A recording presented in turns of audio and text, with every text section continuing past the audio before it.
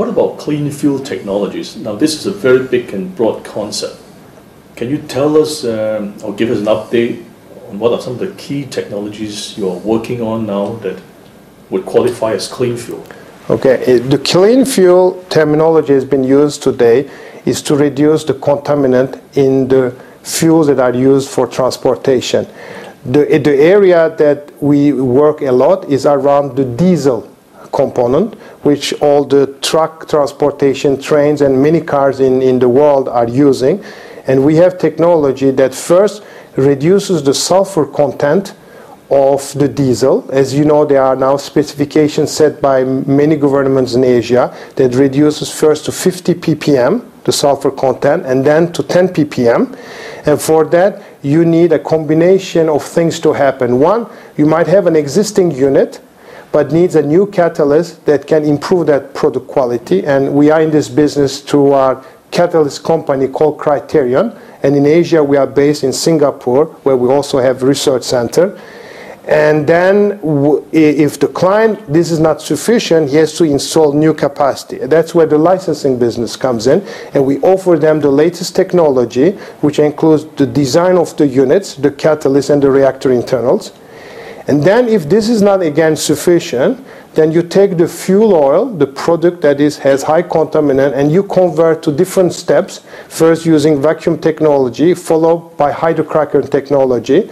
And this is where our strength is. And to give you an idea, on the production of the ultra-low sulfur diesel, which we call ULSD, in the last 3 years, we've put on stream, on behalf of our clients, 50 units around the world. 50 units? 50, yes. And how much capacity is that? If you take an average of, let's say, 40,000 barrels a day, then if you multiply 50 by 40, it's 2 million barrels a day. I'm looking to a young gentleman in my right who has a calculator. So I think it's 2 million barrels. Yes, that's correct. Right.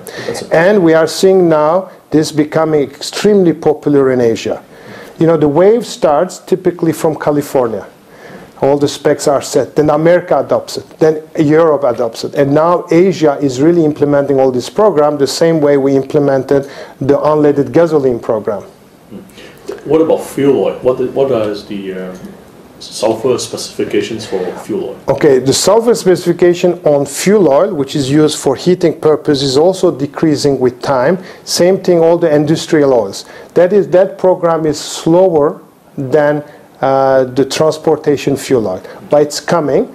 And for that, there are multiple programs that allows to remove sulfur upstream before it hits the last unit. Okay. What about upgrading from fuel oil to lighter products? You're involved in that too, right? Correct, yes. I mean, there you have a combination of technology. They are technology that takes directly resids and converts them. And in this field, we have our catalyst system that is combined with others' technology. Or we have a technology called deep flash vacuum technology that allows to more lifting of vacuum gas oil that goes to this technology called hydrocracking that provides more diesel.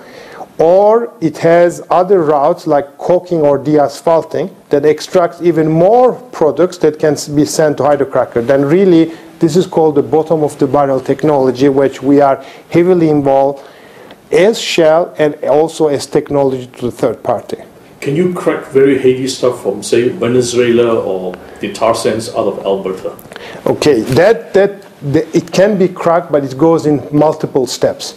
And there are many projects in Canada that includes using some ebulliting bed technology that upgrades some of this feedstock. Are you doing those jobs? We are providing the catalyst. In fact, we are the leading supplier of catalysts for these technologies.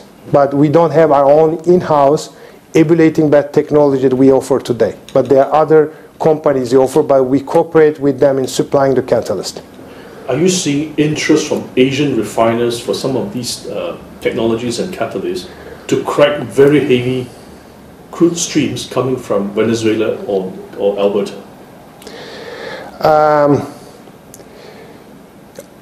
Personally, at this moment, I do not know a project that does that. Many of the projects that I've been involved in Asia, does bottom of the barrel upgrading by using the vacuum technology, going to coker or deasphalting and hydrocracking. The ebulating bed routes are being discussed, and upgrading slowly directly without going to these intermediate processes are being considered. However, what you need to understand, the direct route is very expensive versus doing in stepwise. Then people are now doing studies looking into doing direct versus multiple steps. Well, one of the applications for these would be to crack Venezuelan oil, because China is looking to increase the imports of Venezuelan oil into their refineries. So I would think that this would be that's correct, but China again does a very good job in evaluating all their alternatives, from East African crude to Russian crudes, and they have a nice look into different alternatives. With the growth of energy in China, I think they have looked to the different alternatives. You see even Russian companies co-investing in China, and they will be supplying Russian crudes, while the Middle Easterns are still looking to export to China. But it's Venezuela is not a single crude that they are looking for, but they are looking to multiple alternatives. And the crudes can be from heavy, high TAN, high acidity crudes, or heavy crudes like the Venezuelan. And all is at the end of the day to see, do we do it as a blend, do we do it as a single? And many people today are looking in blends. Right, to lighten up the whole. Correct, that's correct. Yeah. Okay.